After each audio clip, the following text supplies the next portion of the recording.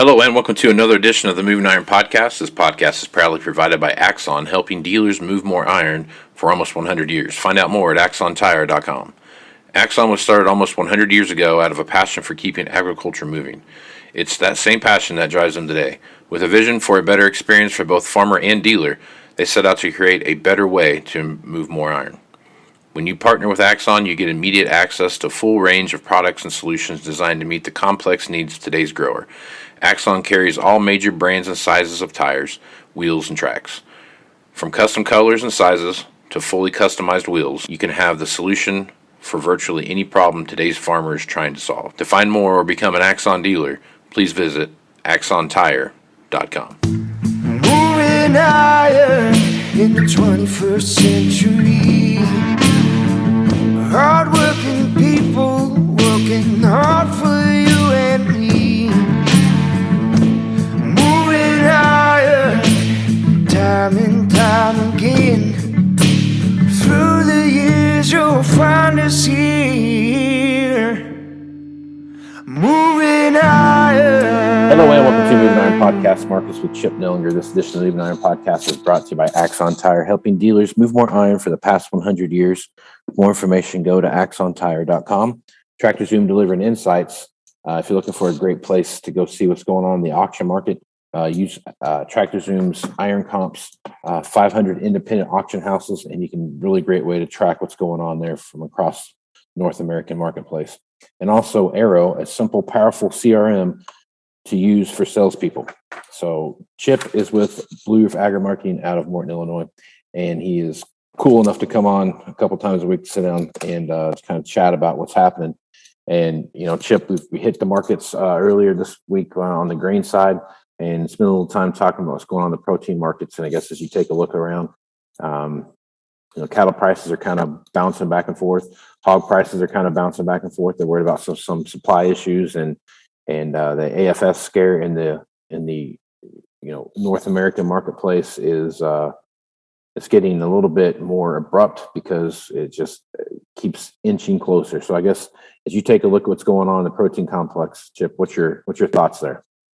Yeah, it's kind of actually an interesting setup we've got. I mean, on the one hand, you've got the cattle market, and box beef have just been on fire, just straight up move for the last 5 or 6 weeks.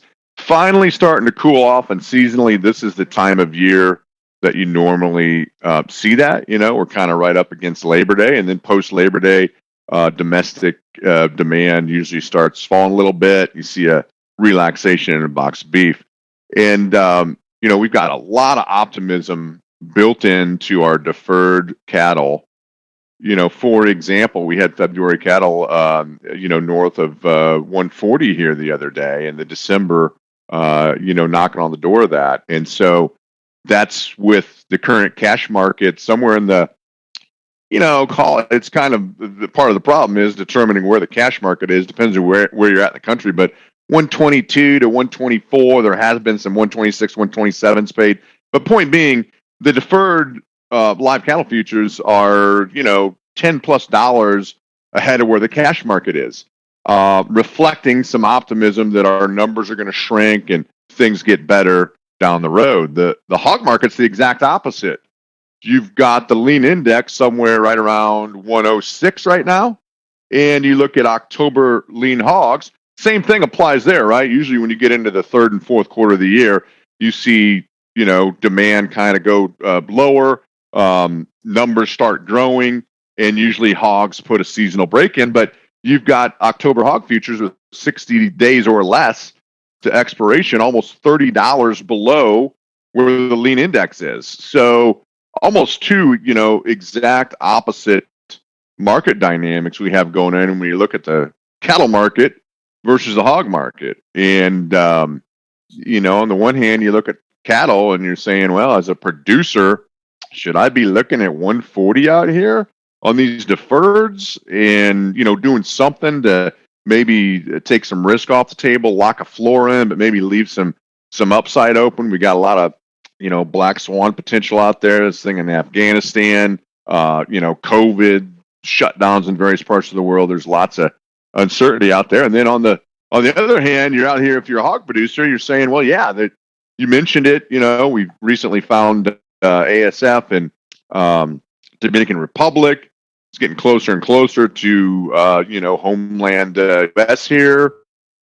That's obviously a big risk out there, but barring that, is there a lot of downside risk out here when the futures are pricing in something that's near $30 below where the lean index is? So very interesting dynamics brewing in our livestock markets here.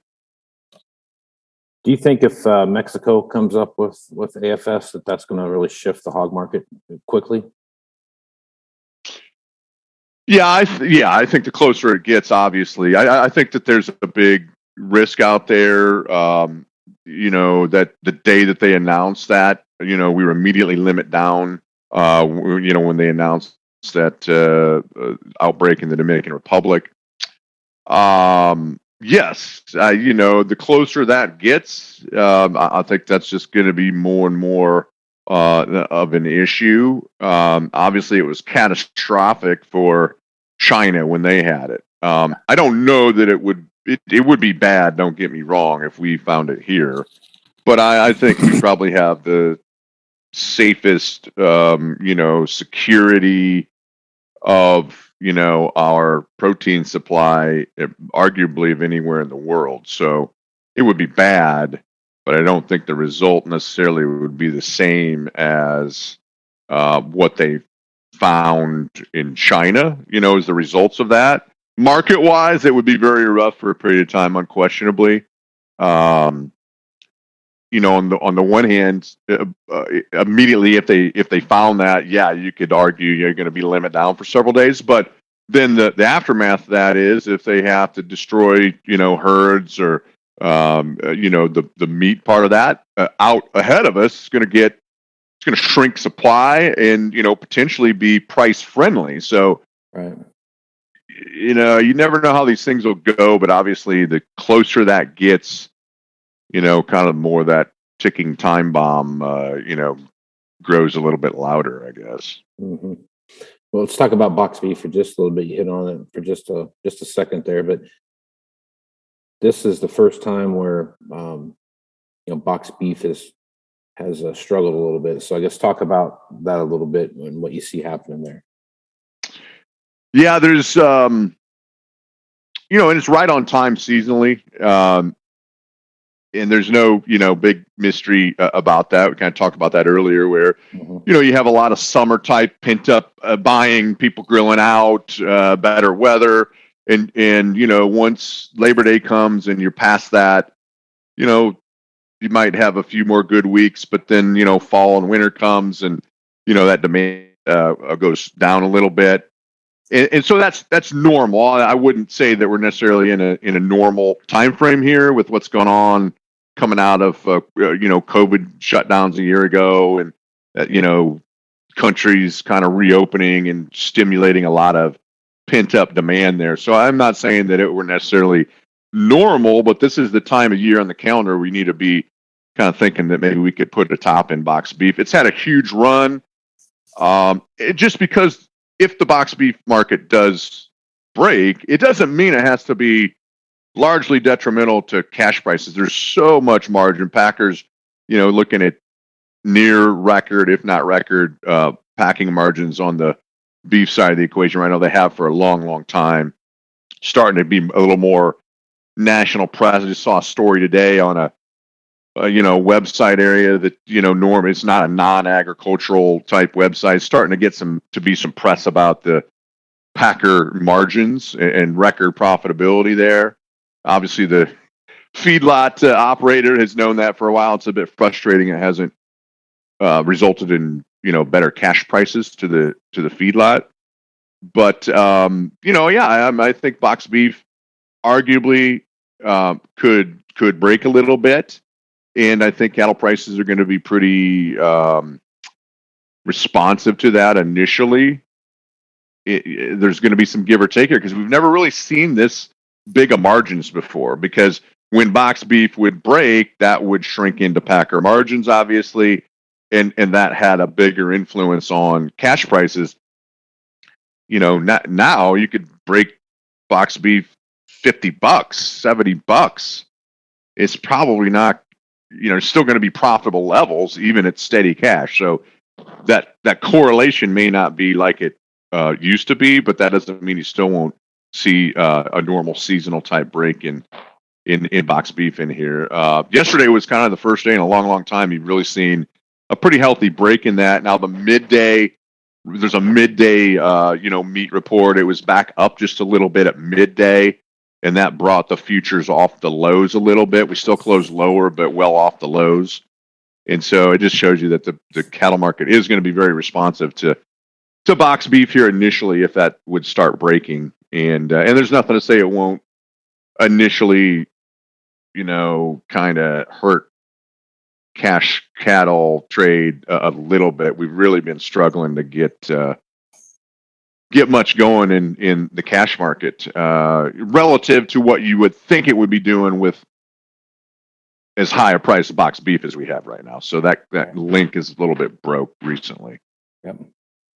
Well, a lot of moving parts here, Chip. If folks want to reach out to you and get more information about the plan they're working on or just starting that plan process, because as we've seen here on the grain side as well as on the protein side, there is just a lot of moving parts right now and a little things going in a lot of different directions. So no better time to work on that plan than now. So if they want to reach out to you, Chip, what's the best way to do that?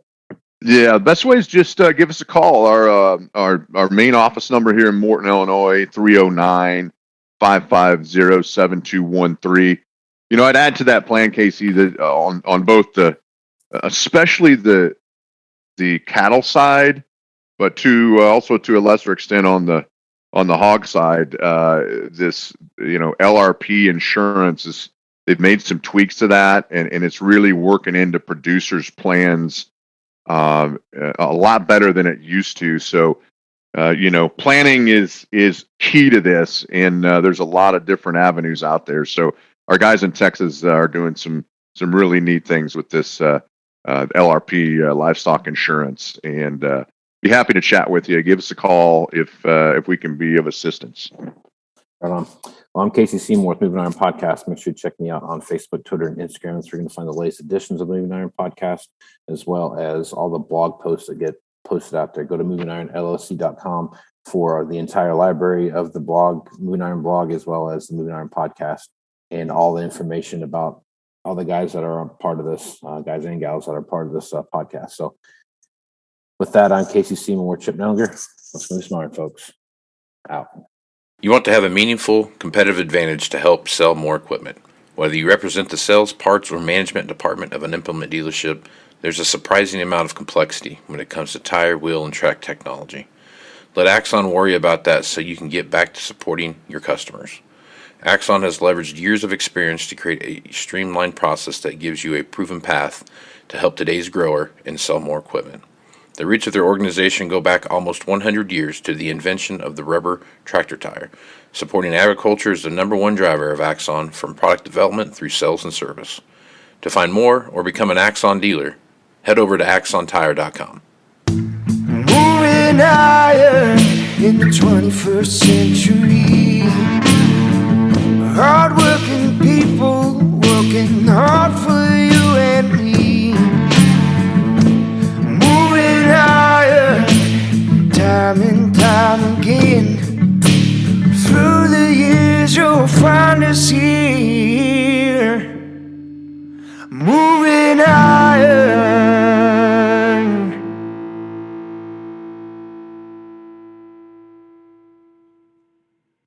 Moving higher in the 21st century.